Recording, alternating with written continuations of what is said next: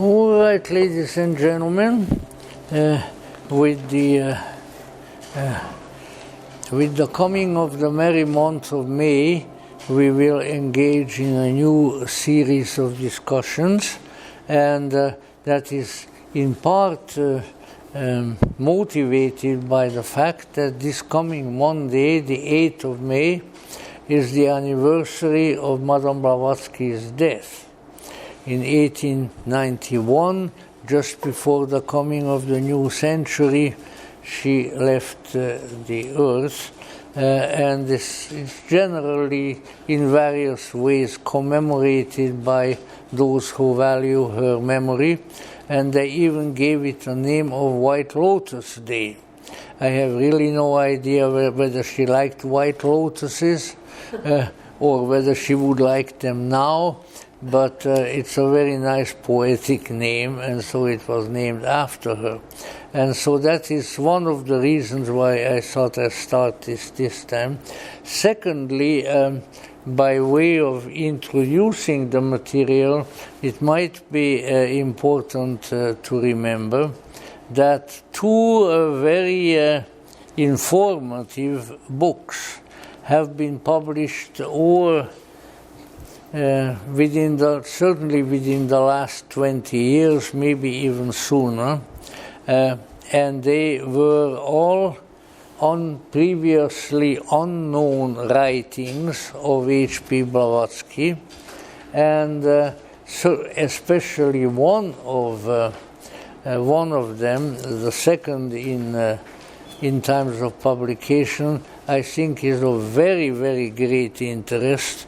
They are both edited by Michael Gomes of New York, who is the leading theosophical historian and a very good friend of ours, and whom, if I live long enough to maneuver it, I hope we can bring out here one of these days from New York to be with us, because he's an extremely learned and stimulating and funny gentleman who is just, if nothing else, he's really a lot of fun. And my hope was, I shouldn't really take up so much time with this, my hope was, of course, in the very year of the COVID epidemic breaking out, if indeed it broke out or broke in or whatever it did, there was in the same year, although some months apart, the 100th anniversary of the founding of Besant Lodge, and also the 100th anniversary of the founding of Spanish Lodge. They were founded in the same year, but some months apart, and I thought, oh, it'll be great. We'll get Michael Gomes out here, and he can regale us with these things, and we'll have a lot of fun. So you can see what happened. The fun element radically deteriorated, shall we say. And in a sense, it never really completely came back. You have to be careful, you know. If you give up your fun activities and companies, you know, might not come back. So that's always something to be aware of.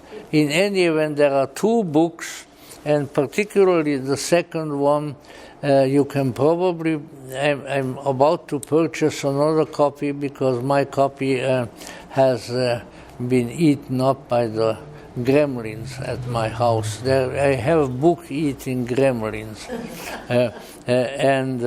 But they are the Secret Doctrine commentaries, and the one that's the really important one, the Esoteric Instructions of H.P. Blavatsky, not a very big book. So I will draw on these as we go on, and oh dear, I'm in one of those diffuse moments, because I always think of something else to add to what I'm saying.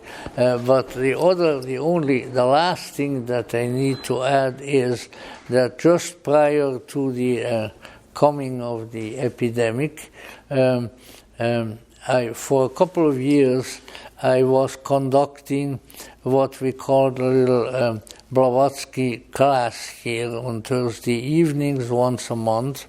And we had gotten to the esoteric instructions already, and then we had to close it down because of the difficulties. However, it is my hope that in a somewhat revised fashion, I might resume that, maybe with the help of some others, because it's really very important material, and I hope in the course of my little discourse this evening I can affirm as to why it is really so important. Now, what I intended to do, and still intend to do in this in the Friday sessions this month, is to indicate particularly the relationship of, tonight it would be from Blavatsky, and other evenings maybe by some other people, the extreme importance for the deeper philosophical esoteric tradition of the subject of myth, M-Y-T-H. And therefore the series is really devoted to that. So probably the best way to begin this would be to say a few things about myth, since that is sort of at the center of it all. And in that respect, we might say that these are my definitions now, although they are not necessarily in contradiction to the definitions of various other people, that a myth is a story, as the new word that is sort of the buzzword, a narrative, Somehow when I hear that word narrative, I always get the picture of a nursemaid who is sitting next to a baby child's bed and is narrating maybe the Brothers Grimm to it, So that is why we should make fun of slogans occasionally, because if we make fun of slogans, the slogans that are around in the culture, then we are less likely to be bamboozled by them, and we remain sort of on top of the slogan situation instead of being terrorized thereby. So let's say that a myth is a story, usually of a non-factual character, wherein intimations of transcendental and non-rational realities are conveyed. Now that's my definition, and it's a definition which agrees, I think, with the views of the great mythologists of the 20th century, people like Carl Carey, my countryman, and Joseph Campbell, and Heinrich Zimmer, who was Joseph Campbell's teacher and close friend, and Mircea Eliade. These are the great mythologists of the 20th century who gave the study of mythology a completely, maybe we shouldn't say new, because that view certainly has been around before, but new in terms of being compared to what has been going on about the previous couple of centuries, when really the let's say, the conviction prevailed in both scholarly and lay circles that a myth is something that is untrue.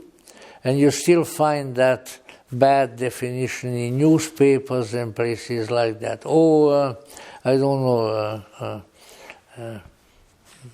President Putin has just given a speech and it's just a myth, meaning that it's false. Very, very unfortunate definition. And while these very valiant gentlemen whom I just mentioned really employed themselves very assiduously to undo that, obviously at the popular level they have still not very much succeeded. In fact, I often quote this, I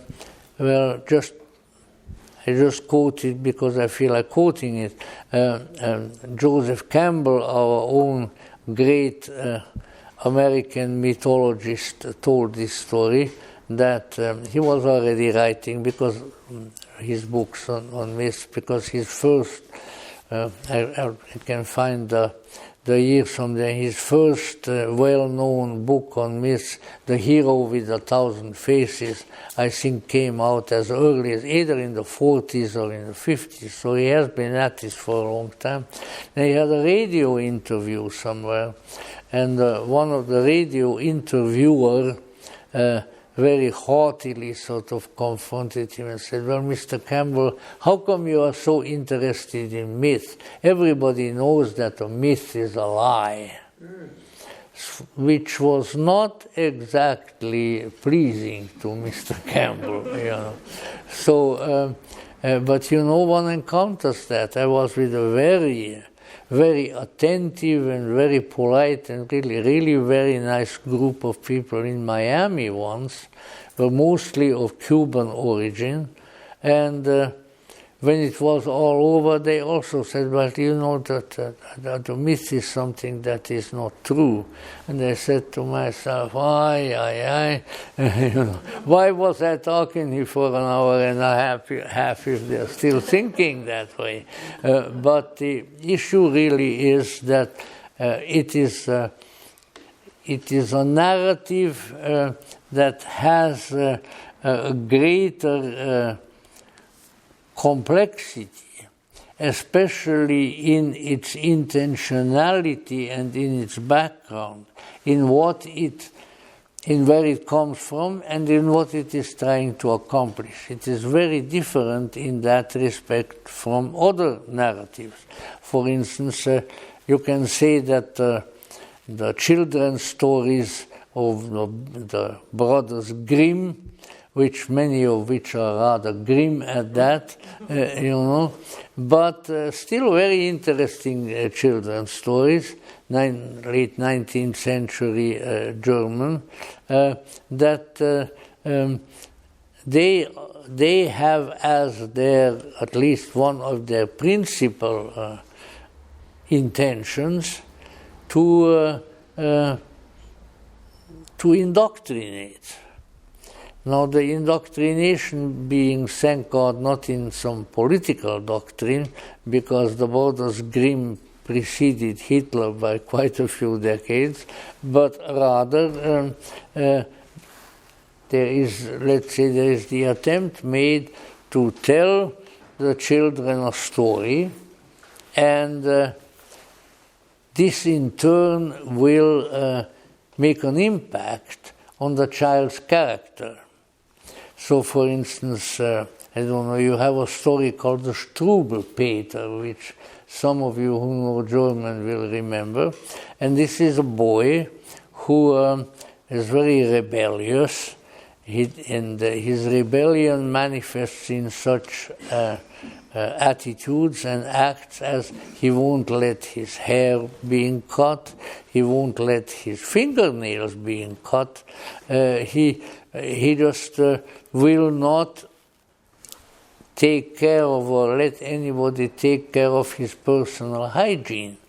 And the end of it is that, as in all these grim tales, he comes to a bad end. because if you don't behave the way your parents want you to behave, then you are going to get in trouble and you're going to have a bad end. That's the uniform policy of the Brothers Grimm. And I know I was sort of taken aback because I had the Brothers Grimm read to me and then read it myself, and I said to my mother, geez, I mean, if children don't do these things, then they are going to die, you know, they're going to be hung up by their long hair like Struwwelpeter. And well, she said, no, don't pay too much attention to that part. That doesn't happen to us now here, you know, and it didn't. But let us say that, so narratives can have and do have various intentions within them. Politics, intimidation of children, and you can go on and on and on. But let's say that is why we need to remember that there in the myth there is something different. There are intimations of transcendental and non-rational realities that are conveyed. Now I know to some people, maybe even in the mind of that radio host who said that to Campbell, non-rational realities don't exist. Because in order for something to be real, it's got to be rational, it's got to be factual. And of course, a myth is not. So myths are usually of unknown authorship, although here and there might be some indication as to who was involved in writing them, and they become traditional in a culture. So that needs to be kept in mind. And I think Joseph Campbell, who I think really should be declared an American saint, in his first great book, now I have the year, that was published in 1949. That was a heck of a long time ago. The Hero with 1,000 Faces. And this is what he wrote. I always felt this is typical Campbell. The latest incarnation of Oedipus, the continual romance of the Beauty and the Beast, stands this afternoon on the corner of 42nd Street and 5th Avenue waiting for the traffic light to change. You know? So, and this is not meant as a mockery, but it is meant that if you don't mind that in ungrammatical statement that myths are us. We are myths. We are living our myth. And if we don't, then actually we are in pretty bad shape. And in fact, I would say the fact that a mythic avenue into reality has been so greatly disregarded from a certain time on in our culture has been a disaster, real disaster. And it really started with the rationalism of the Enlightenment people, who of course in many respects were very wonderful people like Voltaire and Rousseau and Diderot and D'Alembert and the German Enlightenment with Goethe and so forth. But there was the tendency to concentrate on rationality and factuality. Now that sort of brings back in as much the very word mythos is Greek, and it really means a story, a tale. So it brings to my mind the issue in Greek terms that the Greeks, of course, many Greek philosophers had different slants on the same story. But one of the very important recognitions, I think, was that they said that there are sort of 3 levels of cognition. Now I have to call on my geriatric memory as to which they are, and they are fact, truth, and reality in ascending order. Sort of the lowest kind of cognitive result is fact. And as I think Lama Anagarika Govinda, a great and wise man, who, his name sounds very Tibetan, and he did a lot of work in Tibet and was a Buddhist monk, but he was really a South American German. Okay? So Lama Anagarika Govinda, I think, pointed out that facts are really singularly uninteresting. The least interesting object of our cognition can be factual. Why? Because a fact is done, it's finished, it's not going anywhere. And there is no creativity in a fact. And therefore, we need to have facts, but we shouldn't concentrate on them too much or put too great a value on them and say, all right, that's factual, let's go on from there to something more interesting. And there certainly are, which of course, when I jump over a little bit to dear old Madame Blavatsky on this, her weekend, people like Madame Blavatsky, I know some of my theosophical friends didn't like that when I brought it up, but even when did we move into this place? 1950, probably around 1954, somewhere around there. Even then, I would, I was in my 20s, and I was an absolute hellion. I gave everybody trouble all the time. And you know what? I enjoyed it. And now I enjoy talking about it, thinking about it. But one of my enjoyments was that I pointed out, you are putting forth these recondite, mysterious, and really very creative ideas in such a prosaic, factual matter, as something to believe in. And I won't buy that. That's not the way it is. Reincarnation is not a fact. Reincarnation is a metaphysical theory concerning the movement, the wandering of the spiritual essence in the individual, and it is in need of much exploration and thought, and not just taking it, boom, that's a fact, believe in it. But of course we have a long history of that sort of thing. And one word for the term that has been very much in our history in that regard is dogma. You see, this is an article of belief. You don't question it, you just believe in it. But then on the other hand, if I'm not even allowed to ask any questions about it, then what the heck am I believing in? So let's say we have a checkered history about this sort of thing.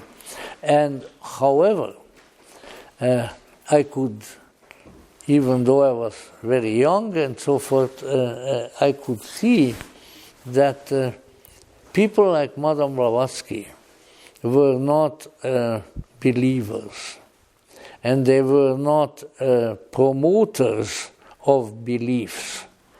Rather, they were, and I know that to a lot of people this would be sacrilege, that they were romantics.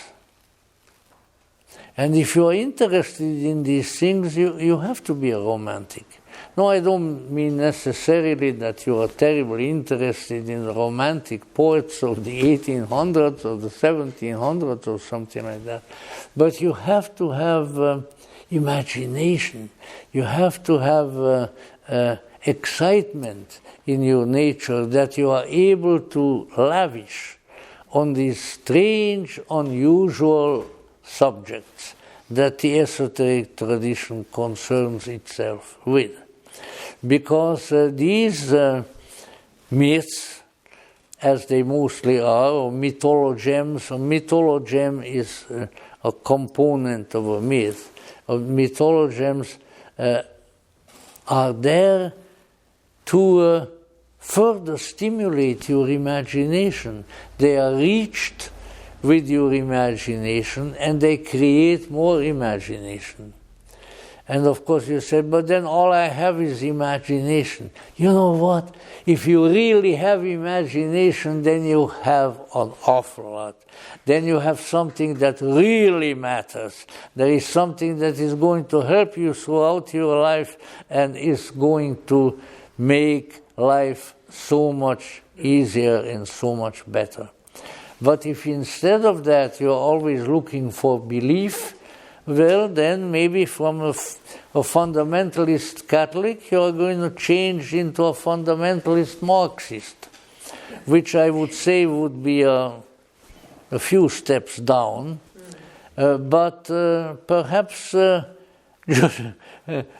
as counterproductive. Because as long as you believe in a theory, you are, and you have no experience behind it, you are in a difficult situation. And that is why Campbell and these various people all were very much involved in the imagination and in the emotional energy that goes into the imagination. In fact, oh dear, well, I have a book that's falling apart. I have many books that are falling apart. But I have a book that's falling apart in the office I'm going to bring out later, which is called The King and the Corpse. Strange title. And it is mythological essays by Heinrich Zimmer, edited by Joseph Campbell. And mine is already falling apart, so I think I have to get another one, and I can greatly, greatly recommend it. It humble little book, but it is amazing. And in it he recounts a number of great myths, including of the Arthurian cycle and others, and he has a fabulous introduction by Zimmer, the author, in which Heinrich Zimmer, I can't think of the title of the introduction, but Heinrich, it's something, the image of the dilettante. It's something of that sort. And he identifies himself as the word dilettante, which is Italian, is generally used for somebody who is not a professional, who doesn't have 15 degrees after his name, but is interested in something. But he said that is what we all have to be. Because a dilettante means somebody who is delighted. Mm-hmm. And he is delighted with his subject.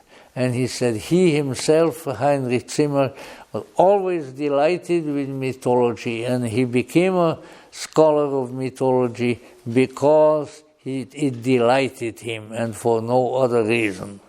So that is a very important issue. And I think when it comes right down to it, although there are always variations in these things, I think to a very great extent we are here this evening sitting on our seats because we are hoping to be delighted by the evening. Now, I can't promise you that I can always delight you, but I sure as heck can try. And I think that's very, very important, because what can be called the delight about the subject matter is opens up doors. We all have been to school classes and things like that were just duller than all get out, and the result was that we didn't learn much, because it was dull. Who the heck wants to learn something dull? You know? But on the other hand, if there is the chance of delight, then it's a different matter. And I think that when way back at the age of 14 or something like that, maybe a little more, probably more like 16, I came across the occult. In Catholic school at that, you know, and everything else. I said, you know what? This stuff is interesting. This stuff is delightful. To read this and to think about it makes me really excited. And boom, there I was looking for everything that I could within that field. I kept it up to the age of 91. I am still delighted by this field. And if you ask me, why am I delighted? I couldn't quite, I don't think I could answer it in a prosaic, in a rational manner, because I think the delight is a response of something very deep within us to a stimulus which increases the delight. And that's very, very important. It's very important. We are still suffering from the shadow of the shadow of rationalism, the shadow of the 19th century.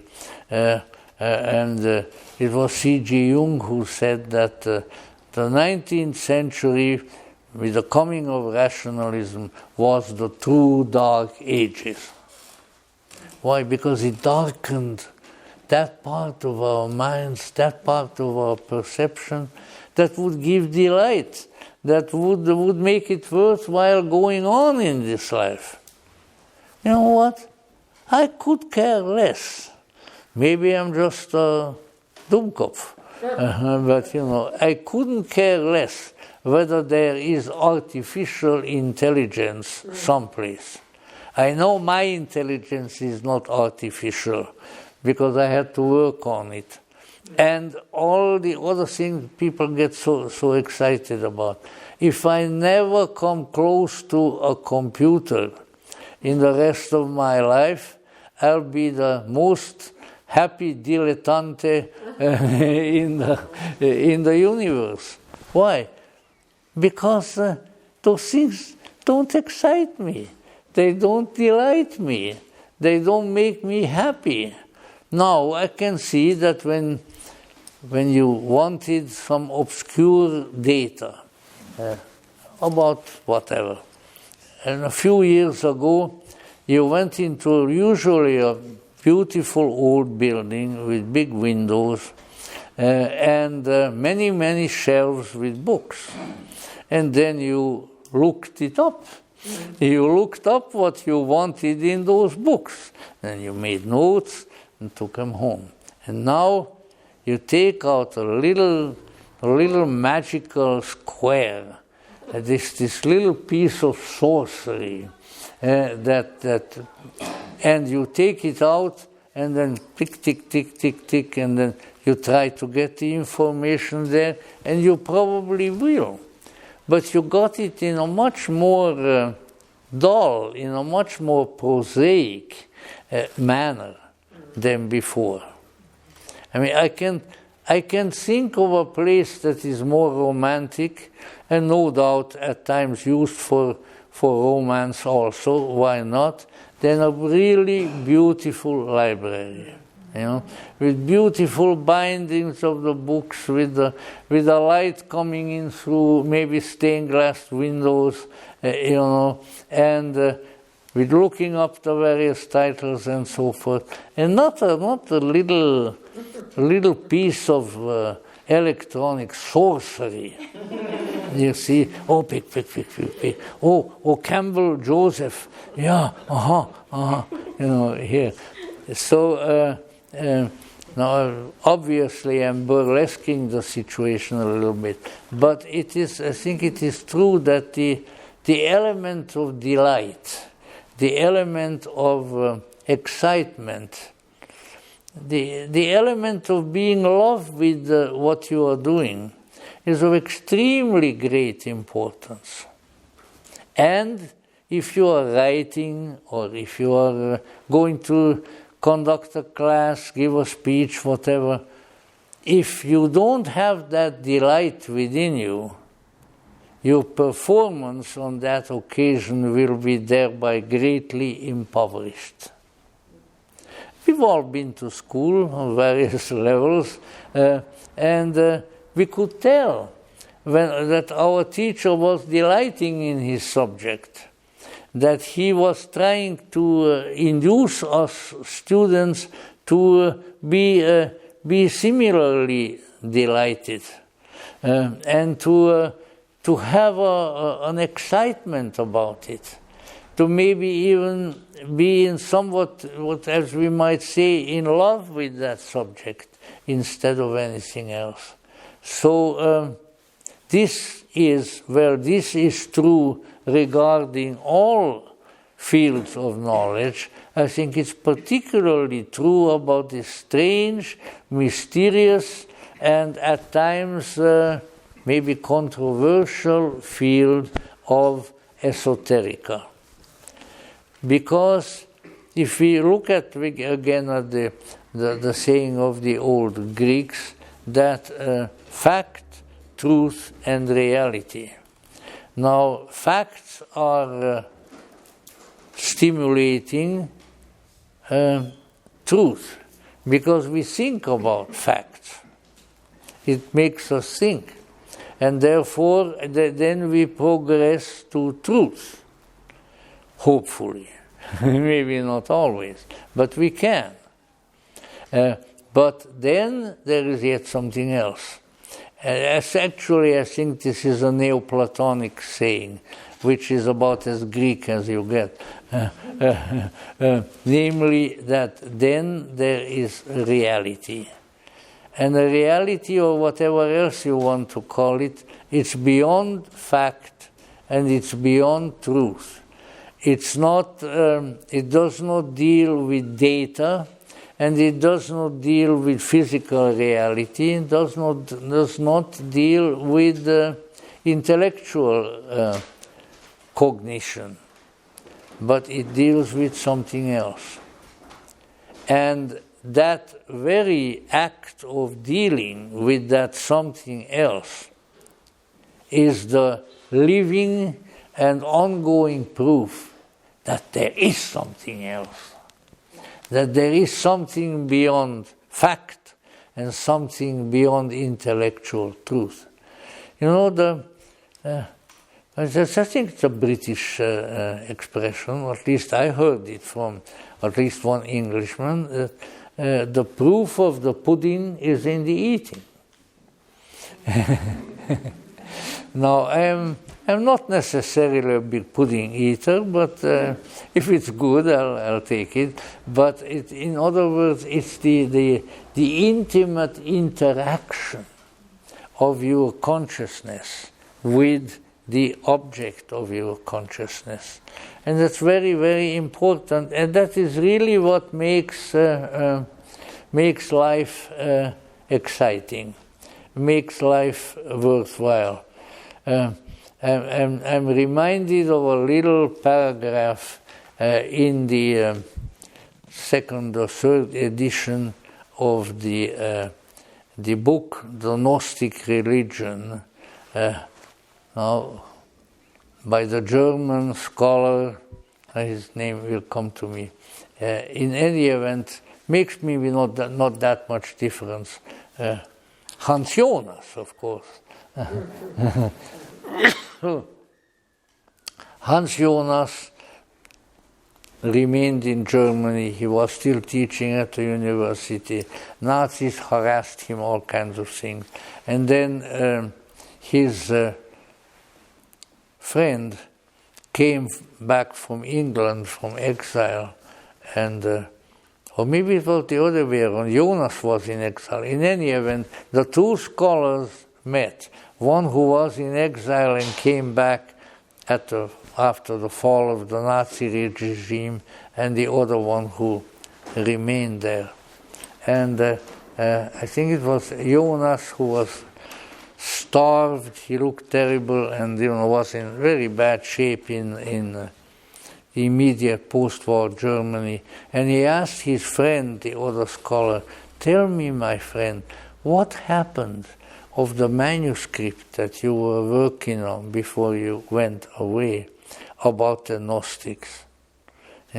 What happened to it? Is it still available?" So here was somebody who was literally starving, who was physically and intellectually starving, but what he delighted in was his scholarship, and in this case the particular subject. That is what he was really interested in. And I bet you if somebody had offered him the best Wiener Schnitzel, he would probably have first looked at the scholarly work and hopefully then eaten the Schnitzel, which can be quite useful, But this is the delight in the subject that you are doing, the delight in the not only the feeling that you get from it, but leads you actually into deeper and deeper insight. It's very important. And I think that it is useful after a lifetime of having occupied myself with esoterica. I find it very useful to have that kind of approach to these deeper philosophical matters. And I think that some of the greatest, the people like Manly Palmer Hall and so, whom it was my privilege to know to some extent, these people delighted in what they were doing. It was enjoyable to them. Oh no, if we learn this, then we are going to have a better world. We are going to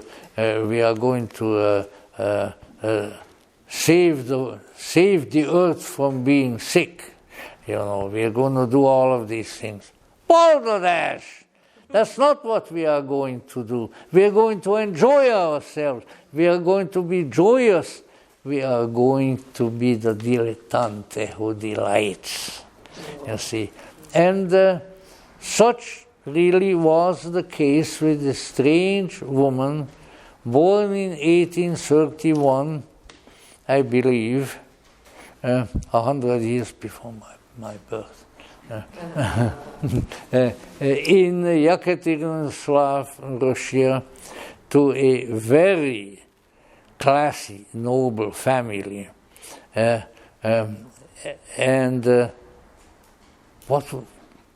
What did she do? She was delighted.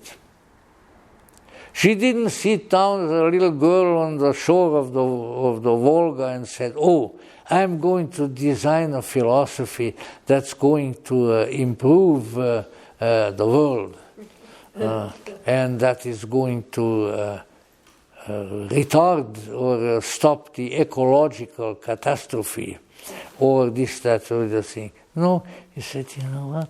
There are interesting things here. They are delightful. They make me happy." And her uncle, one of her uncles, had a beautiful library of largely esoteric materials, and the little girl was in there reading in the books and looking at the alchemical pictures and so on. So why? Because it delighted her.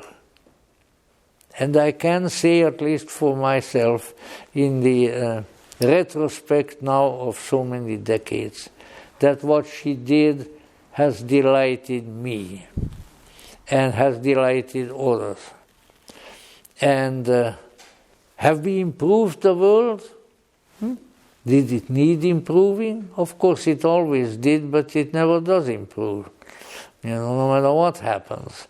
So obviously that was not the issue, but there's something exciting, something delightful, something that makes in a pleasant way the vibrations go down on your back, and you say, aha, there is something interesting here. There is something delightful here. And so that's the kind of person whose death day we remember on Monday. She had that sense of delight as a child already. And then, of course, as she grew older, then she said, well, maybe one way of getting more of that delight is to travel. And so she became a world traveler. And I just came across, for instance, in some of the notes, that quite early in life, I'll find it in my notes somewhere, quite early, I think she was 18 years old, and obviously was not very far away from Russia. She went to Constantinople, or by then unfortunately called Istanbul. And while she was there, she discovered that there were people, spiritual groups all over the Middle East who had very interesting and to her very delightful ideas. And I never knew that until I looked in my notes, which I made years ago, that one of them were the people whom I was very excited by when I was just an early teenager, the Yazidis of Kurdistan. Now, this is not a lecture about the Yazidis, so I better not go into it too much, but these are Kurdish people who apparently from way, way back, from the times of the Neoplatonists and the Gnostics and people like that, developed an idea, which of course was anathema to Muslim and Christian alike, namely that this world was created not by Allah or God the Father, but by an angel. And that this angel is obviously the version of the Gnostic demiurgos, the half-maker who makes physical things. So he created the world and he didn't do a terribly good job of it. That's a very Gnostic position. But on the other hand, he tried. He wasn't evil. He was just limited in his capacity. And so the supreme deity eventually redeemed him. And he became the Peacock Angel, Melek Taus. Melek means king, like Malik. He became the Peacock Angel of this world. So this is a compromise between the more negative views of many Gnostics of the demiurgos and the Christian and Islamic view. And that Madame Blavatsky was specifically interested in the Yazidis. They've been subject to terrible persecutions, mainly by fanatical Muslims right up to this time.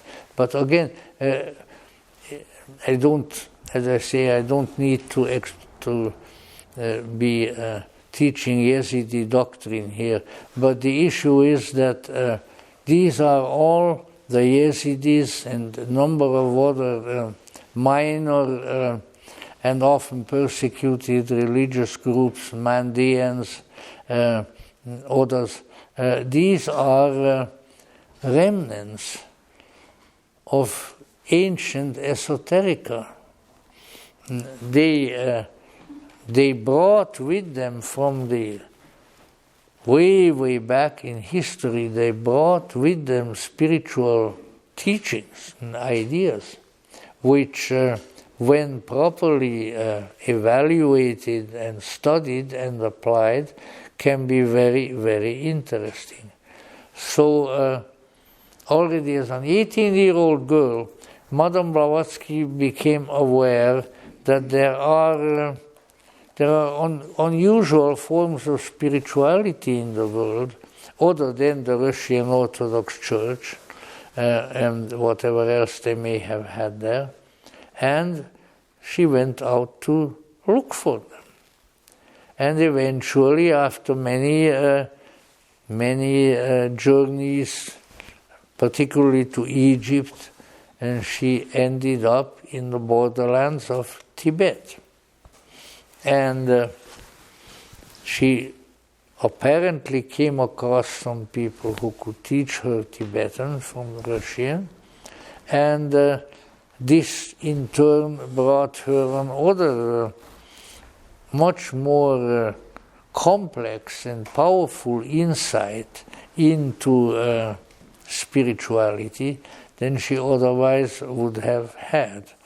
After all these travels, Egypt, Middle East, ultimately Tibet and parts of India, she came back to the most peculiar and difficult country of them all, the United States of America. And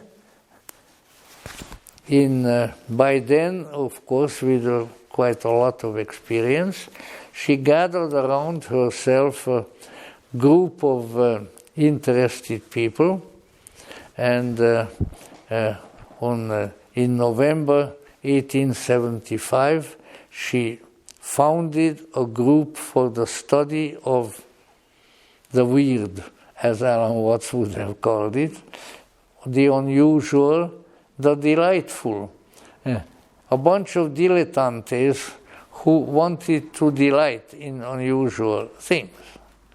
And they named themselves, after looking around for what name they could choose, they named themselves the Theosophical Society. And then, of course, many other things happened, but that was the beginning. It's also interesting to note, and I'm not a flag-waving patriot, although I consider myself a patriot of two countries, of my native Hungary and of my second country, the United States. And I don't know why I brought that up, but it's always delightful to speak about yourself. It might not delight everybody else, but in any event, and then of course this whole situation, a whole movement developed, and in due course of time, incidentally, both she and her co-founder and lifelong helper, right up to the hour of her death, Colonel Henry Steele Olcott, were, of course, she became a naturalized American citizen, and the colonel, of course, came from an old Yankee family. If you go to Connecticut, to Hartford, you will find big street named Olcott, not after him, but his family. So it's a very, very old New England family. So the two Americans, one of whom, speaking with a Russian accent, then went to India and had all kinds of experiences over there and all that. And eventually, after many adventures and difficulties as well as nice experiences, she came back to England and ended up in England.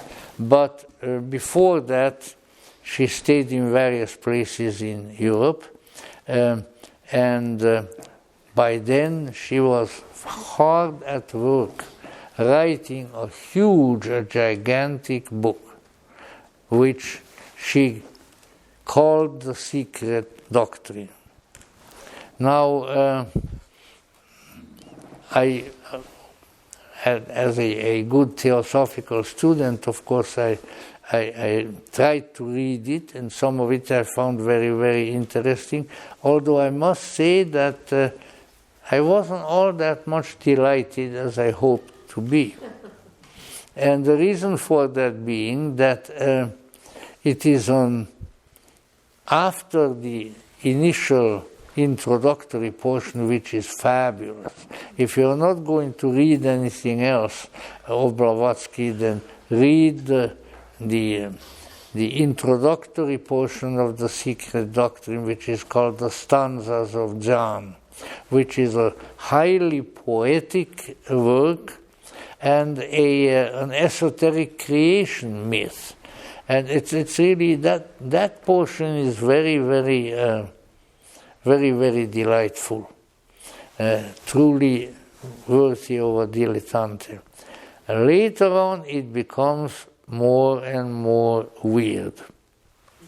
And I wondered, much of my wondering having been done right in this room here, as to why did she pour forth with tremendous labor, and much of the time she was not very healthy, an amount of material that really has so little to do with the basic interests of people. And I could enumerate some of the content, but I think I'll do just as well out of memory. Again, it's a creation myth that continues after the physical world is created, and then various groups of humanity referred to as races. Race was not a controversial word yet at that time, are described. Lemuria, a continent that no longer exists except with supposedly little islands in the South Sea. Atlantis, which of course Plato writes about, and which, which is a legend of ancient provenance, which apparently was known to the Greeks, who called it Poseidonis, because it is reputed to have been a great big, actually a continent more than an island, in what is now the Atlantic Ocean. So just beyond the Pillars of Hercules, which are more or less where Gibraltar is now, that there was this, a whole big continent, which then, for a variety of reasons, was eventually swallowed up by the ocean, and, to use an inelegant term, it ain't no more. And then from that, others. So why all this complicated, strange material?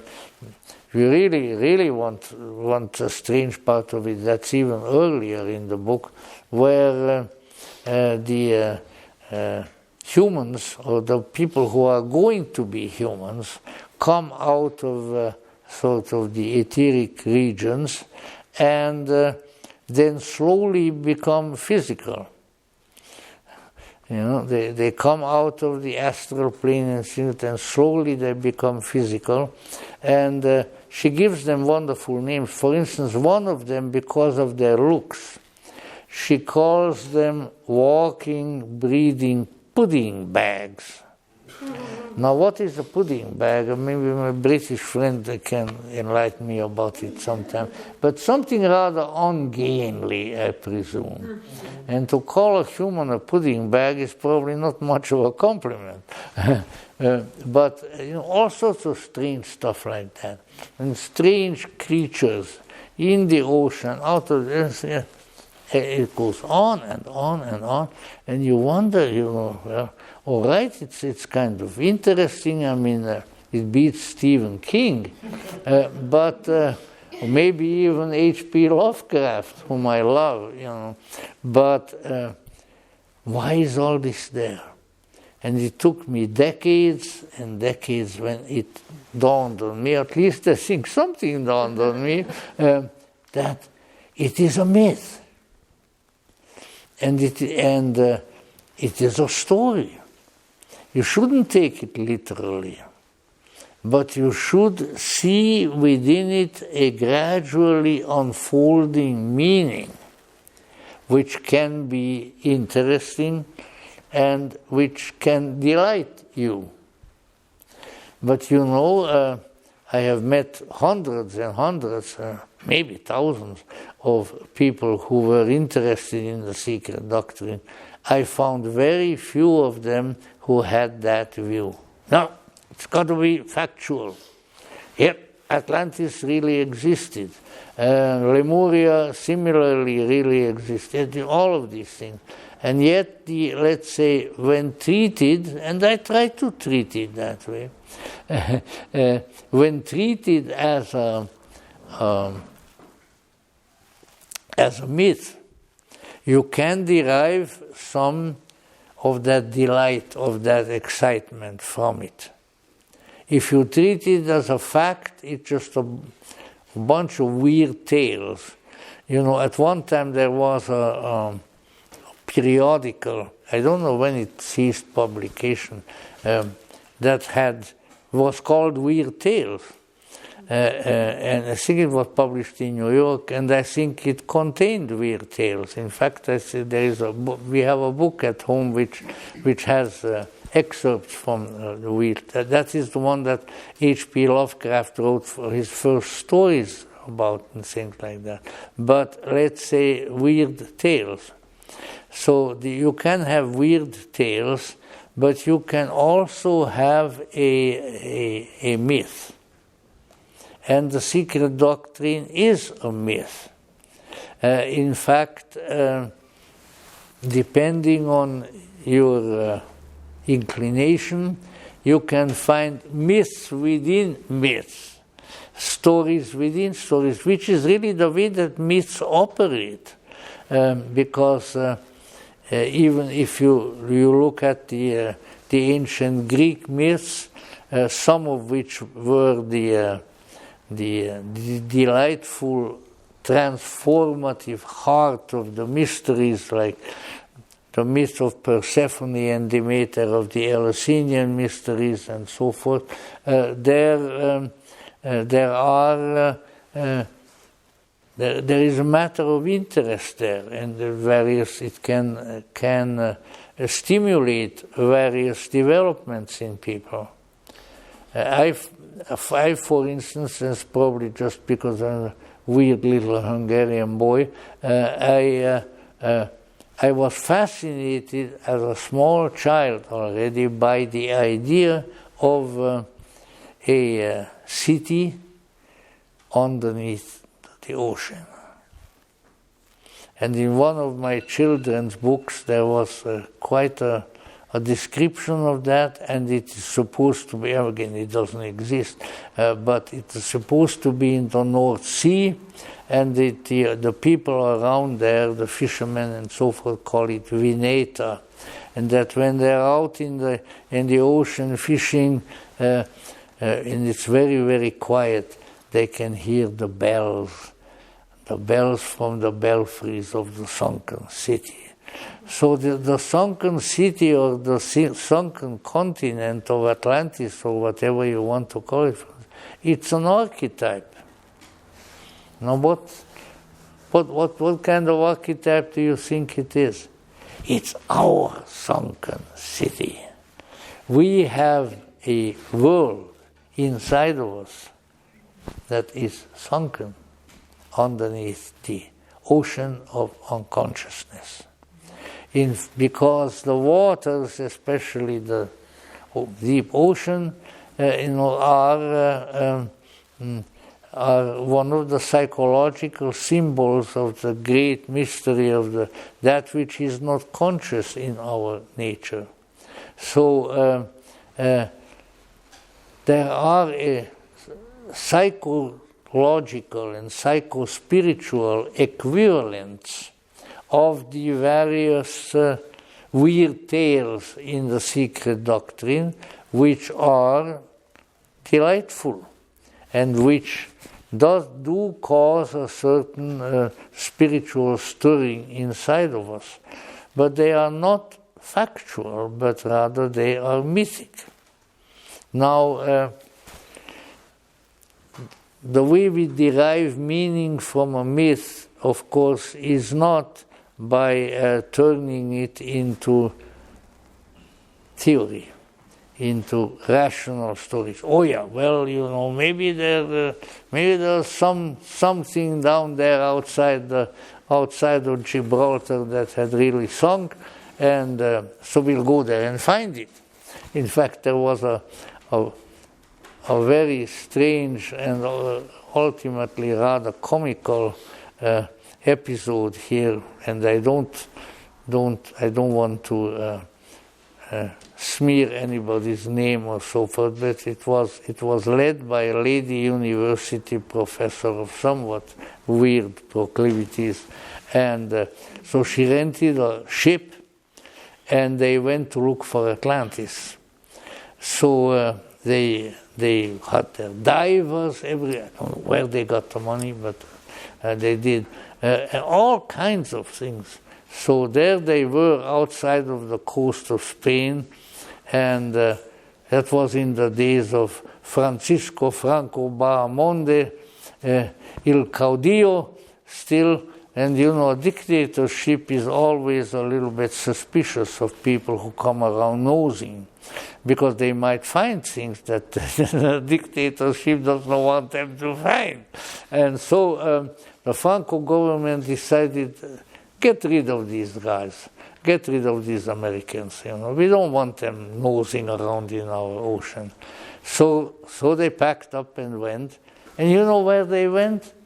They went up to Ireland. So here you are now, Atlantis, supposed to be outside of Spain. You can't find it there. You go to Ireland. Maybe you go to Iceland. What the heck? You're going to find something. So a very, very weird story, very, very, very weird. But let's say, of course, these are the factualizers who try to make the myth into a fact. But at the same time, there are the archetypal symbols, such as a whole world, a whole continent, whole civilization going down under the ocean. And with immense architecture, immense riches, immense beauty. You know where it is? It's inside of you. There is the ocean. And so, once again, now here you have a choice. You want to interpret the Secret Doctrine as fact, or you want to make it a little more interesting and truth. What would be the truth? Well, all kinds of things. But one of them being, and I'm pretty unhappy about her having done that, but you know what? She doesn't care. It doesn't give a hoot whether I'm happy or not. but one of them being that the big scientific poobah at that time, in her time, was Charles Darwin, who had, I almost said invented evolution, but anyway discovered something of that sort.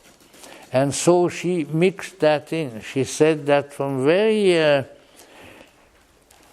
humanity, for instance, the human does not evolve out of the tadpole, according to Blavatsky.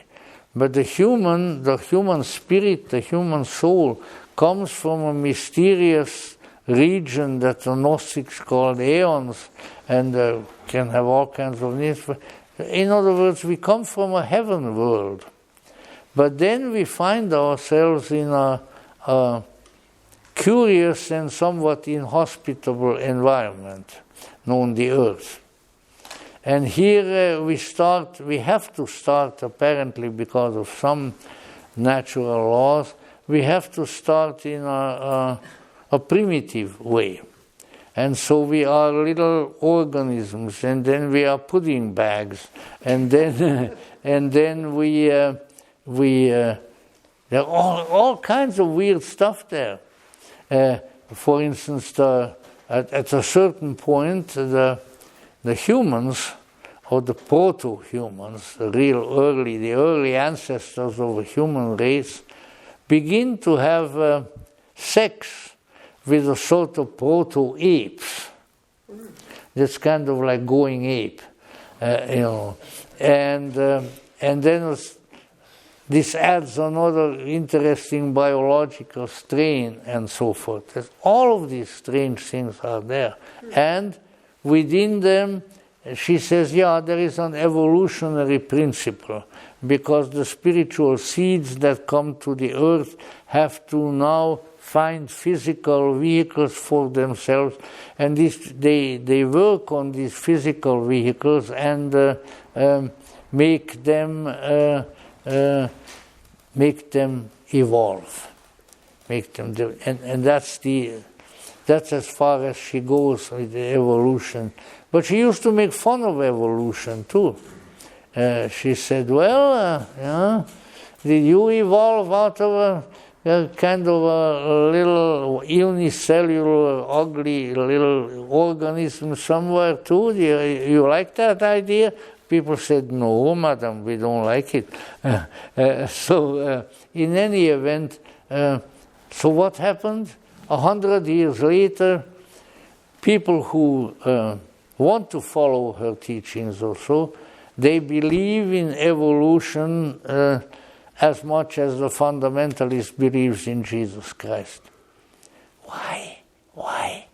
Because they can see the myth in the story. They want to make a fact out of it. And there may be factual elements mixed in here and there, but Madame Blavatsky herself made fun of it. When she and Colonel Olcott had a big apartment in New York City. And that's why I'd like to have our historian friend from New York come out here, because he actually went and got a room in the house in which Madame Blavatsky and Colonel Olcott lived before they went to India. He is really enamored of that period. Michael Gomes, he's of Portuguese-American background, from an island off South America, where his parents were cultivating vineyards and making wine. So if you are one of these people, no alcohol, along with no meat and so forth. Really, well, our best historian, it comes from a winery family. How about that? In any event, I shouldn't become too jocular here. Even though we want to be delighted, but let us say they had this beautiful apartment. That's where the Theosophical Society was founded. And then was it November 17th or something like that, 1875. Anyway, so Michael would describe it for you, but others too. You came in, it was like a big old New York apartments have a big foyer, and in the foyer on a kind of a pedestal stood a stuffed monkey. And the stuffed monkey was dressed in evening clothes with a top hat, having eyeglasses on, and underneath was a nicely engraved plaque saying Charles Darwin. Now, you see, these are people who knew how to have fun, and understandably so. But in any event, let's see, she made fun of evolution too. So, of course, later on, people, by the time Annie Besant was there and so forth, and people we want something to believe in. We don't believe in Jesus Christ anymore, or not much, and so forth. And we don't believe in Jehovah, who metes out punishment or things. So we believe in karma,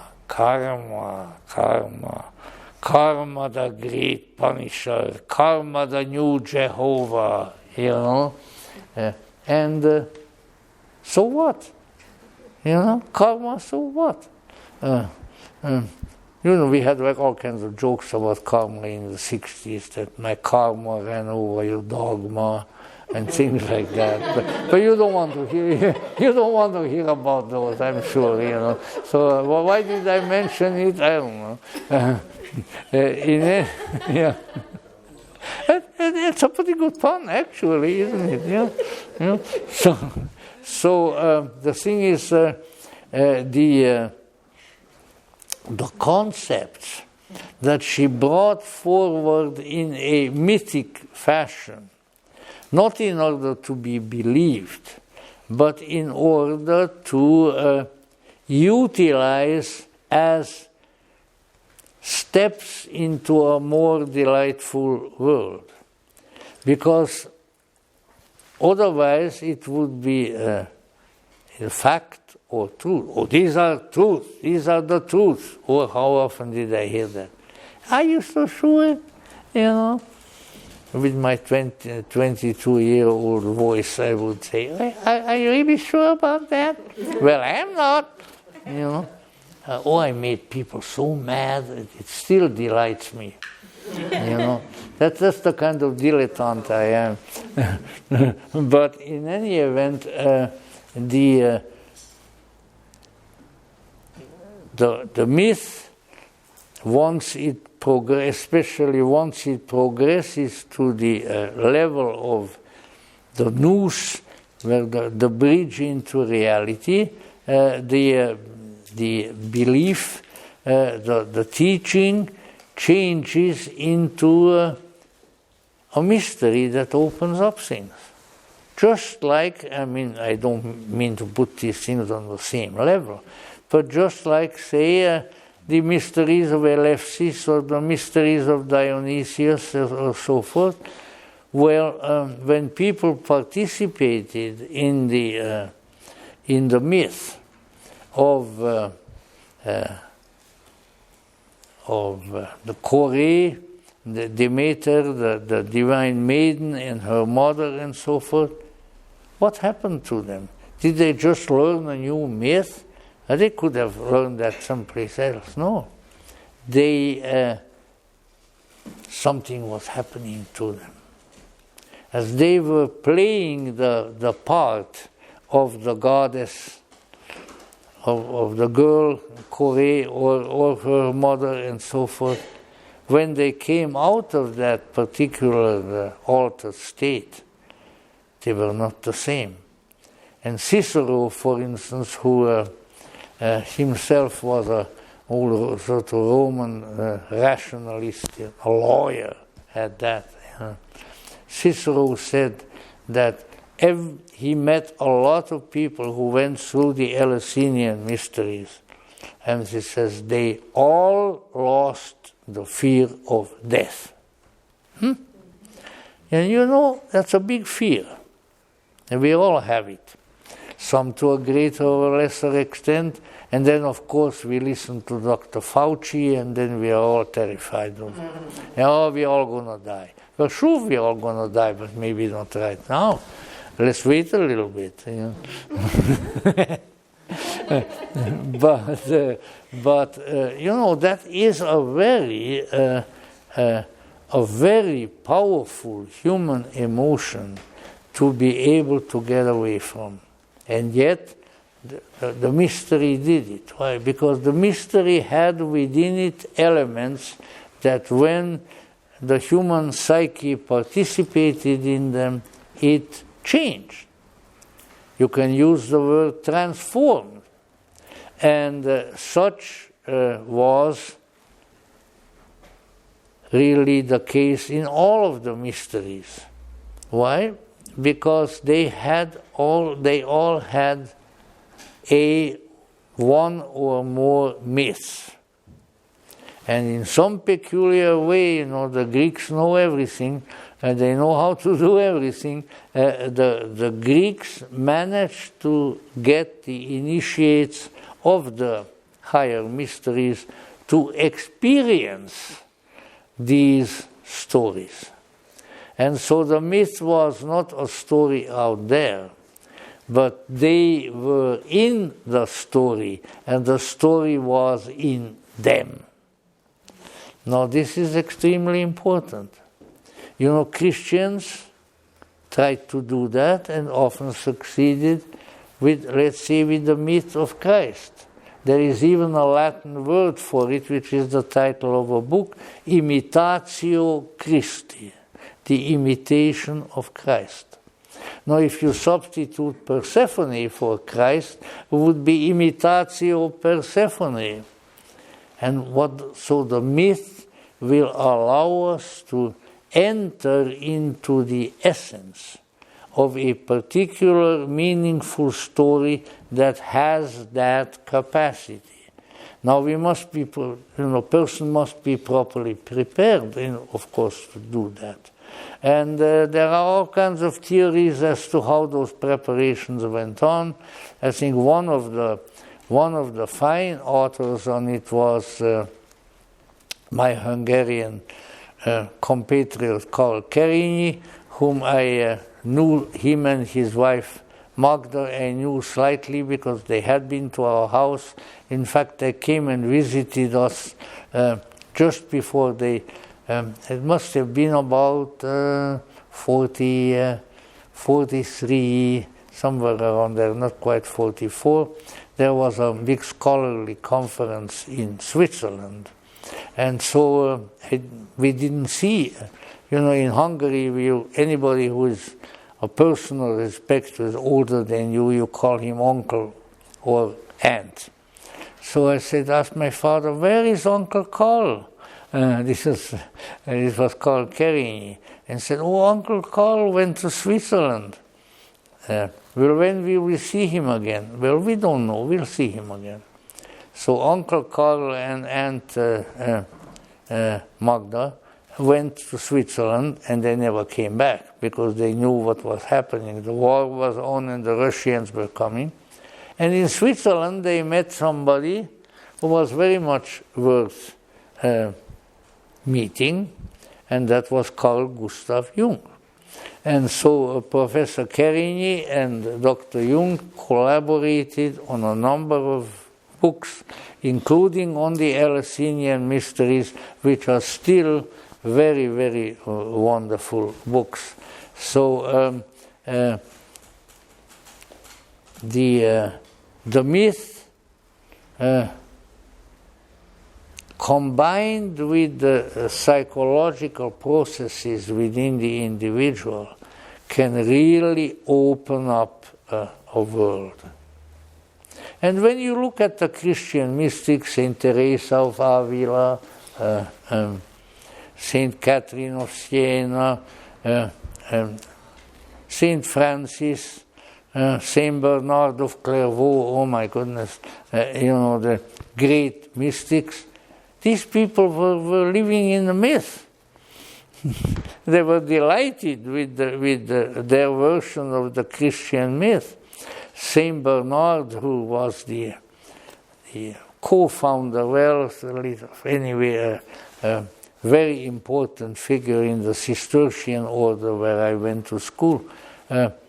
He was so much out of it in terms of his involvement with the mythic reality that the French peasants outside of Clairvaux would stop him and they said, Father Abbot, what's wrong?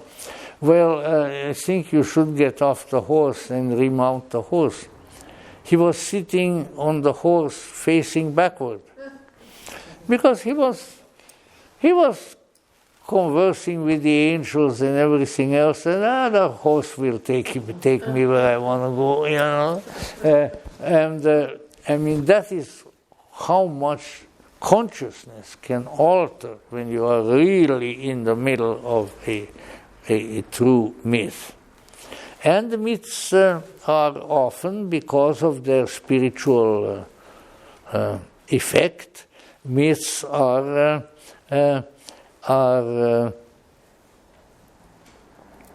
part of religions. And for instance, I mean, if you're interested in that sort of thing, it's a little bit of nitpicking, but let's say the Greeks themselves had, depending on kind of their orientation and of their social class and things, they had different views of myths. They didn't all believe that this is the great transformative thing and you're going to go to the Eleusinian mysteries or to the Orphic mysteries and then you're going to... But they had all kinds of ideas. The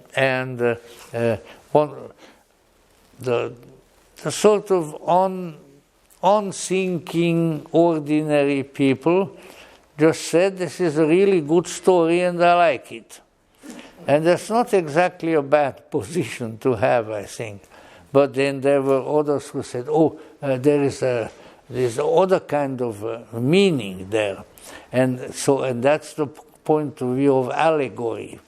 Allegoria, that it means something else. And that's also a problem. Because it doesn't really mean something else. It means itself. And itself, in turn, is deeply related to what is going within yourself. So this is there is fact, there is truth. And the truth is what the mind makes up. But what the mind makes up is not always really true, but it's still there. There were various points of view among the Greeks about the myth. But certainly the Eleusinian priesthood or the people who went through the mysteries, they knew something. They knew the reality that was conveyed within the context of the myth. And this is still true of a very great extent. Now, a little later on in this series of May, I hope to have some insight or offer some insight into the Arthurian myths, which were really the greatest mythic and the most long-lived and effective mythic structure in European history. Bar none. Probably more effective than the myth of Jesus Christ at that. So very, very important. And why? Because the people experience something. Because when a minstrel came along with his, whatever he had, probably a harp of some kind, and came into the household and the family gathered, whether it was the family of a king or a prince or some local farmer, and then to the tune of the instrument, because the lira, the liar, not the liar who lies and doesn't tell the truth, but the lira was the instrument of the gods. And it's a very, very sacred thing. And so they would tell the various chapters of the Arthurian myth, and people were delighted. There were the dilettantes. They were delighted, and which is a little less difficult to diagnose, they changed.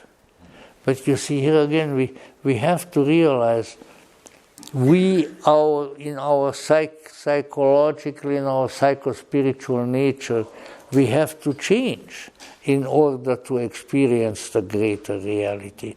But people don't want to.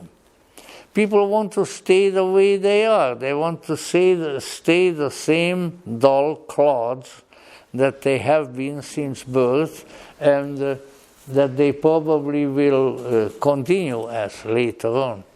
And so once again, I mean, I don't want to be too didactic here, but let's say the important thing is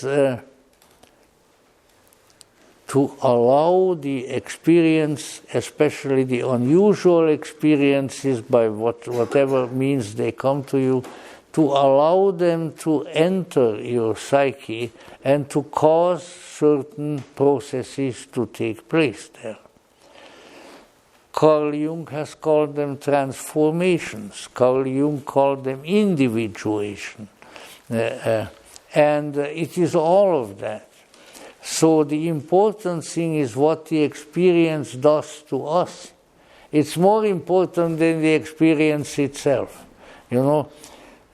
Somebody comes to me and says, and I'm trying to get an old gypsy joke from Hungary.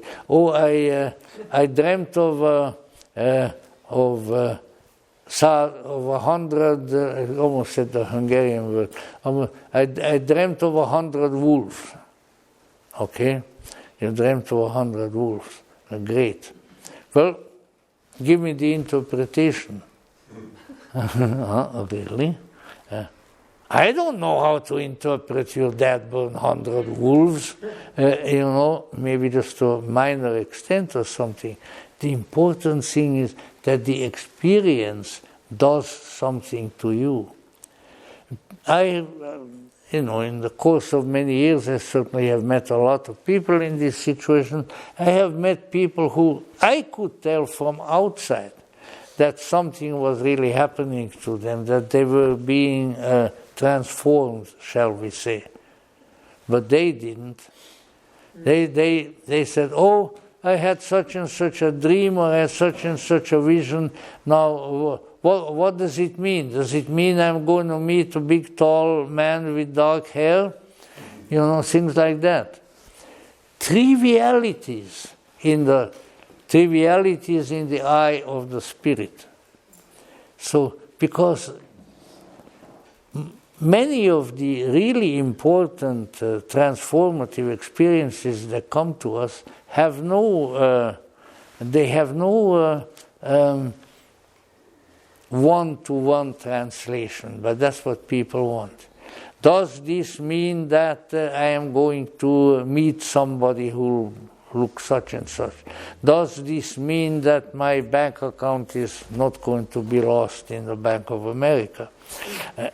To which the answer is it will be lost in all likelihood, and so forth. But that something you come out of the experience, and something has changed, and it will remain changed, and it will be very much to your benefit, and along with all of that, it will do what we referred to earlier. It will give you delight, which is hard to come by in this world, because delight, happiness, the famous bluebird of happiness, are or misinterpreted. And they are envisioned by people as being somehow always semi-external to them, or of a rationalized nature. Take your reason and put it in your pocket, okay? And just say, you stay there for a while. And try to feel, try to let the experience come to you in an intimate matter. Let it enter your nature and cause things to transform, to change there towards something better. It can be done. It has been done. In fact, it's being done by very simple little people who sometimes they may be of some, so primitive, archaic culture, sometimes not. But I would say I have seen more delight in the faces of very simple people than I have in the faces of very learned people. Because the learned people are all involved in their head, they want to find the truth. And they say, yeah, I found it, it's artificial intelligence. You know, the more you believe in artificial intelligence, probably, in my humble opinion, the less intelligent you are. Forget it. Forget it. You've got enough intelligence. It's right there. Work with it. Now, of course, if you are a physicist, if you are something or the other, if you're a politician, maybe that's why all politics is so crummy, both in this country and elsewhere. Because it's based on artificial intelligence and consequently not terribly good, Probably Vladimir Putin resorted to too much artificial intelligence when he invaded the Ukraine. If he had used his natural intelligence, he wouldn't have gone, So I don't know why I'm flagellating artificial intelligence right now, but it seems like fun. So here we are, therefore, that the Madame Blavatsky wrote a huge book. Initially, it was 2 volumes, and much of it she wrote in Belgium, in Ostend, which is a nice resort on the ocean. I've been there, and with her was her faithful friend, the Countess Wachtmeister, whose great nephew was a Swedish ambassador in America a few years ago. I spoke to him on the phone, and I told him that I am aware of, because I am a follower of Madame Blavatsky, and I'm aware of your great aunt. Of course, he says, we all know about her, and we all know about Blavatsky. That's one of the best stories in our family. Anyway, and she was writing the Secret Doctrine, and then and she got very ill when she was already fairly close to finishing the book. She got very ill, and the doctors, who were often as unintelligent as so many of them are today, the doctor said, "No, she's going to be dead. Maybe by morning, maybe the following morning." And the Countess said she was fully prepared, to have to deal with that. So she put on her clothing, and she cautiously went to the door of Madame Blavatsky's bedroom. The door opened, there was Madame Blavatsky, as hale in the heart. Oh, He says, Master healed me during the night. I'm all right. Don't worry about it now. We finish the Secret Doctrine and then we'll go. And then she went back to England. Now, however, and once again, I have all the data here. I could quote to you endlessly, and I don't think it would be terribly. I want to create a little bit of delight. I don't want to tell you things that are not going to delight you. You know? So she went back to England for a period of time. Number of years she lived in North London in the house of the lady who wrote the Idol of the White Lotus, namely Mabel Collins, who was a disciple and friend of hers. Madame Blavatsky had a hard time keeping Mabel away from the men. Mabel really liked men.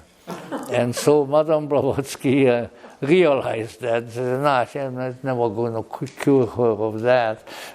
So she said to her, Mabel, you know, the only thing I can tell you, one at a time. See?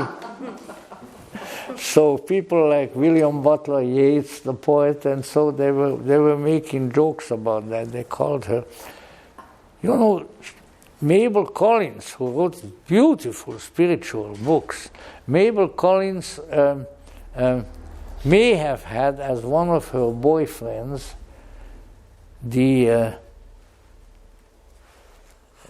famous killer who was killing Jack the Ripper. He was killing the girls in Whitechapel.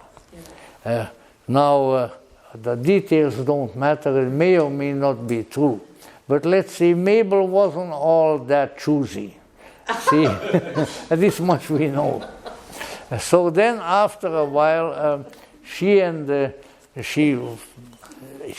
Madame Blavatsky parted company, and then Madame Blavatsky went to the house in another part of the city of her then relatively recent disciple, Annie Wood Besant. And by that time, when she was in the Besant house, Blavatsky began to change her mind. And I have the quotations here, and many of them are in these two books that have recently been published, wherein she said that the Secret Doctrine, the way she put it in her terminology at that time, the Secret Doctrine is not a real occult book. She said it is a book for printing and for the public to read. But there are deeper and other things that she wanted to address herself to, and she has begun to do so already. And she got as far as, that was probably she got as far as writing The Voice of the Silence, which, if you can see, it's the mysticism of theosophy. Or you can call it by other names.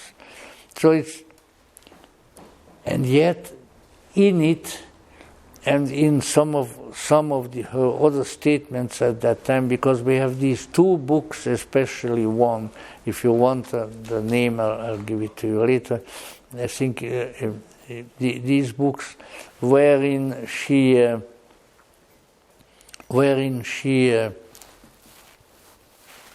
indicated that she was about to enter a new endeavor, and that she now was going to convey not the myth of the Secret Doctrine, which is introductory. Now, here probably I should stop a little bit. How can all that weirdness about Atlantis and Lemuria and the giants and the pudding bags and all of that, how can that be introductory to something else? Well, it can. And it can in this way, that it by reading these things, maybe even believing them if you must, already the myth, the deeper myth begins to get hold of you. So it is a myth. The Secret Doctrine is a myth. It is not fact, it is not truth, but it is a myth. And a myth that is designed to accomplish something in the reader. What? Well, I don't think I can tell you all of it, but it can bring about a change, a deeper vision, an opening up of the imagination particularly. Because if you can imagine Atlantis, then you can imagine almost anything, you know. And so that's what it was. She wanted to prepare the broader public for deeper imaginative experience. And in so doing, she began to write along those lines. Now, the time is moving along, and somewhere along here, I have at least one beautiful sort of mystical poem, if I haven't lost it, of HPB. Yeah, here it is. That would be also a little indication of what the direction that she was moving into. Now, in one of the two books of her secret writings, and that she didn't really write those anymore, but what she did was she was speaking and answering questions, and then they already had shorthand at the time, and there were people there who wrote it down. And the second, which I think is very, very revealing, she indicates, to the discomfort of some of her readers at this particular time, that what she was moving toward and what she wanted still to reveal was sacred magic.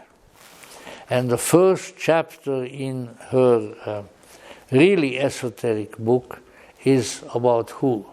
You think it's about Buddha? You think it's about Krishna? You think it's about Jesus? No. It is about Simon Magus, Simon the magician, who appears in the New Testament, but who also appears in Celtic lore, because you know the old Celts, who really, I mean, talk about them, that they had a wild imagination always, you know, they are the original delighted ones. Of course, it helps to have something in a little glass along with it too, yeah. But the Simon Magus even appears in Celtic lore, where it is. They have found some books that it said that he was the flying magician, and that he flew all the way from the Mediterranean to Ireland and was teaching them magic. Well, it's quite a bit of work, shall we say.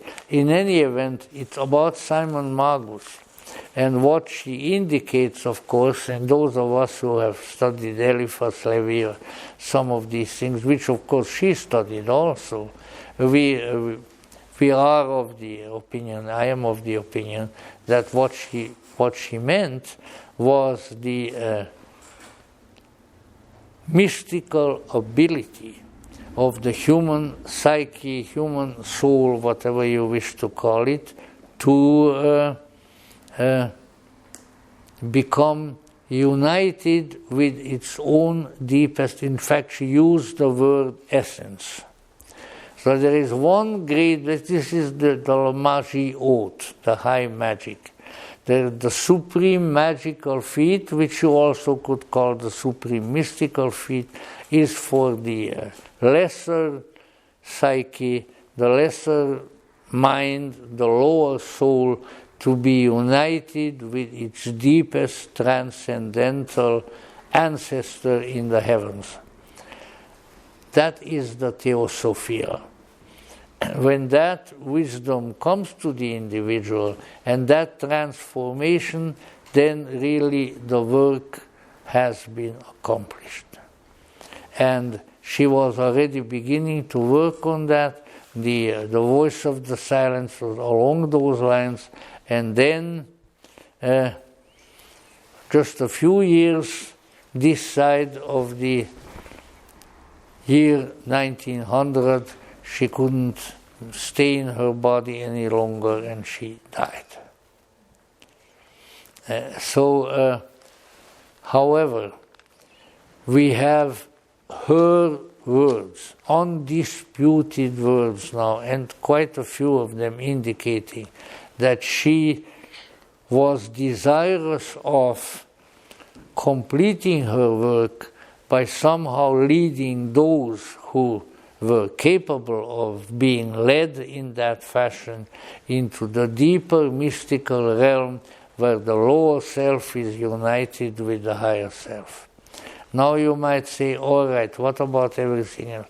What about reincarnation? Well, what about reincarnation?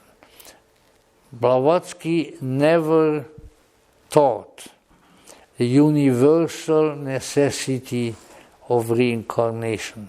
She said, some people have the need to reincarnate. And even then, you can't be sure that they're going to do it here in this world. In fact, somewhere in one of her answers there, it's sort of, are you so fond of this place that you want to come back here?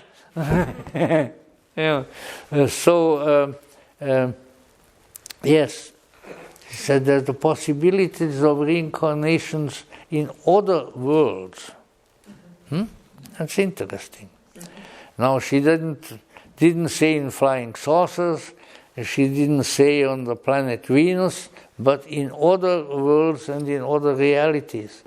Because after a certain point of your development, you are so free that you can do that. And you can go into the inner worlds where the spirits are, where the angels are, where the aeons are, and you can dwell there. So, and as far as karma, she said, well, yes, we all do, we do incur a certain karma, and then we have to try to free ourselves from it, and that can be done. Boom, that was it, you know. Not, oh dear, dear, dear, I smacked you I smacked you in the nose in my last life, and now you got to smack me in my nose in this life. Well, let's just stop the smacking, the nose smacking.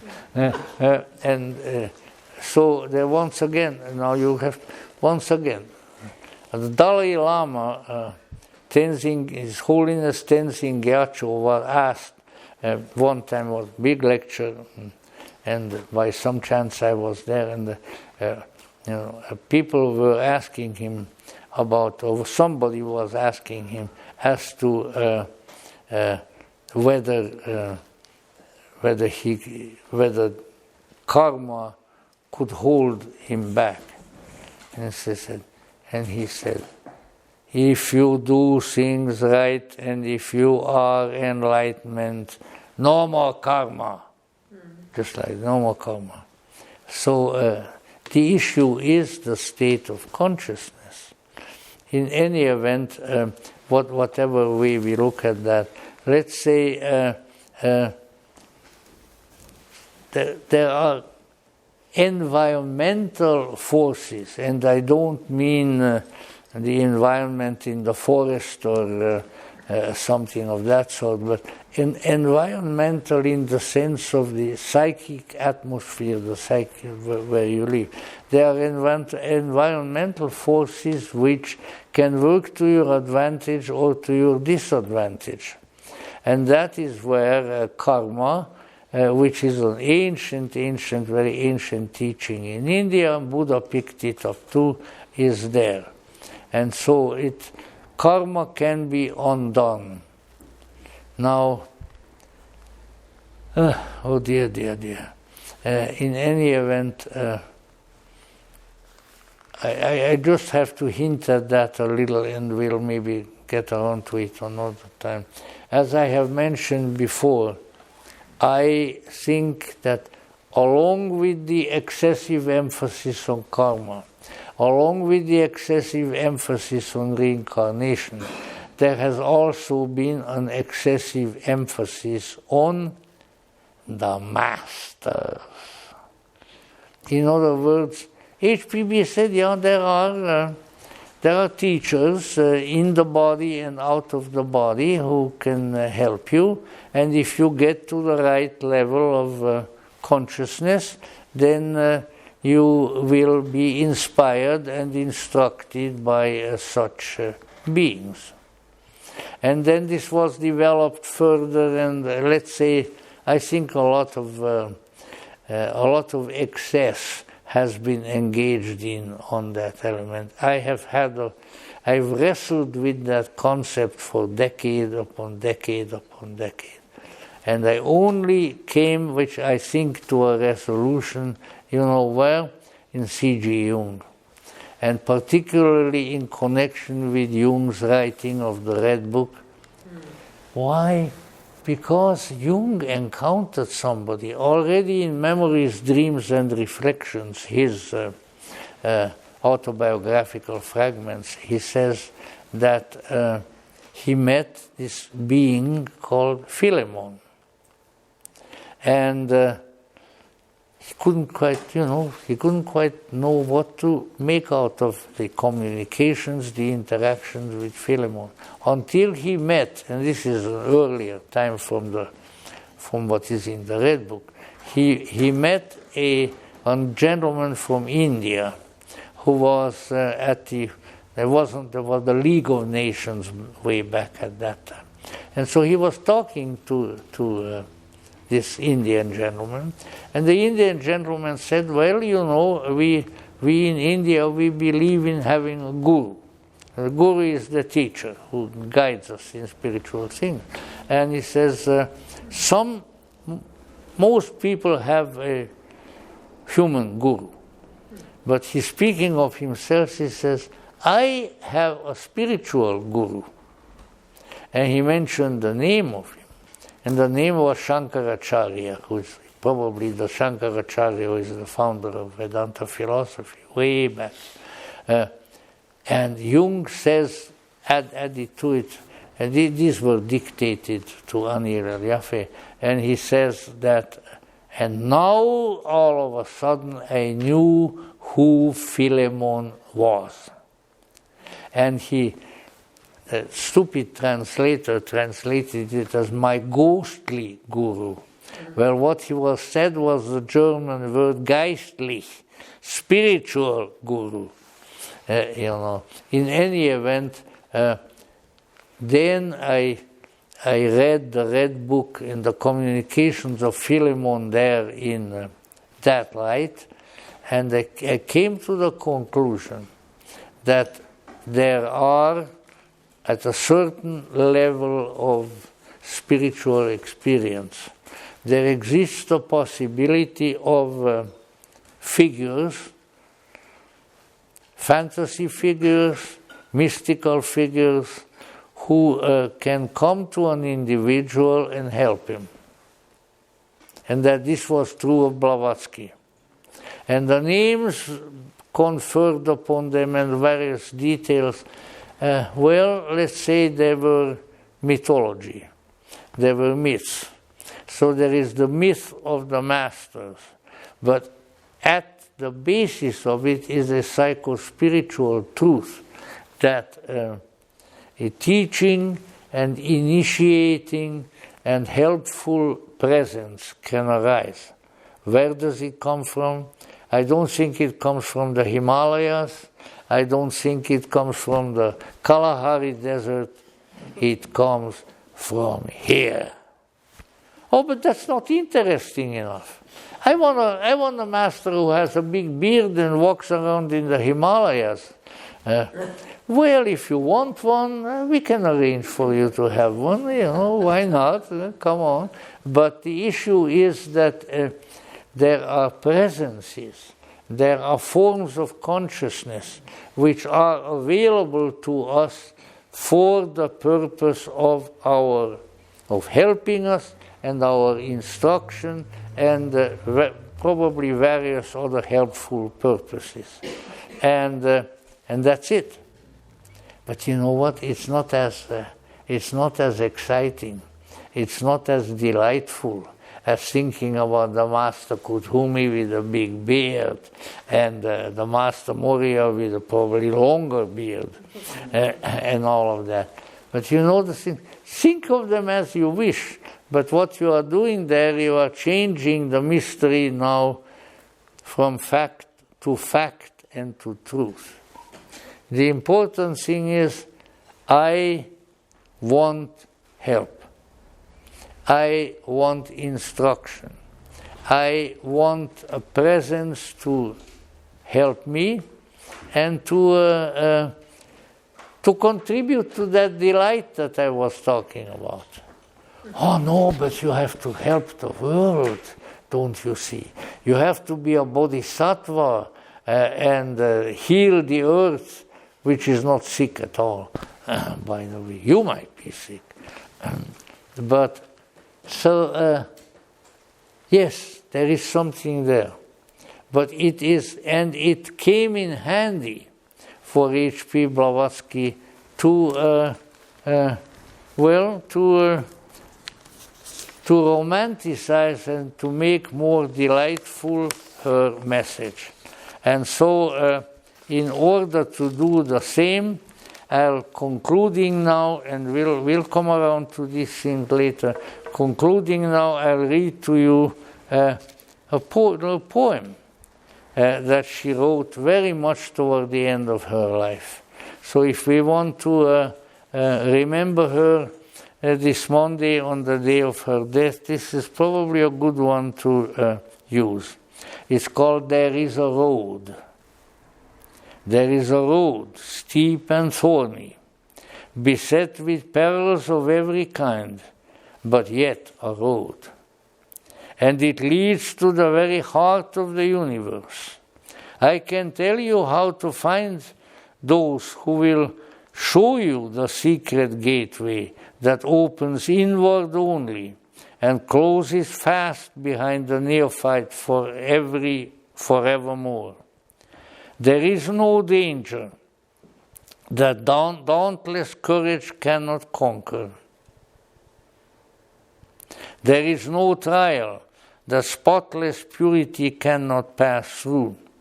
There is no difficulty that strong intellect cannot surmount. For those who win onwards, there is reward. Oh no. Anyway, it says, for those who win onwards, there is reward past telling. The power to bless and save humanity. For those who fail, there are other lives in which success may come. Signed, Helena P. Blavatsky. I think that is a nice, concentrated statement of the Theosophical mysticism, which never had really a chance to be expressed by her because of her premature death. And so as we approach the weekend when we commemorate her, let's keep that message in mind.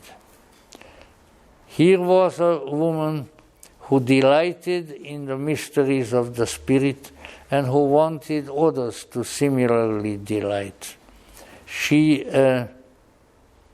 sacrificed a great deal of her life and finally her life, but she was our helper in that respect. And what she had done, what she wrote, what she said, her words and her actions were all designed to help people develop from within themselves that greater and truer self, that contact with the world of transcendence, that divine spark which is within them already, but which can be made to grow, can be made to expand, and can be made to become a greatly effective force in our lives. And so once again, we said it before, but it cannot be said often enough. Thank you, Helena Petrovna. Thank you, thank you, thank you.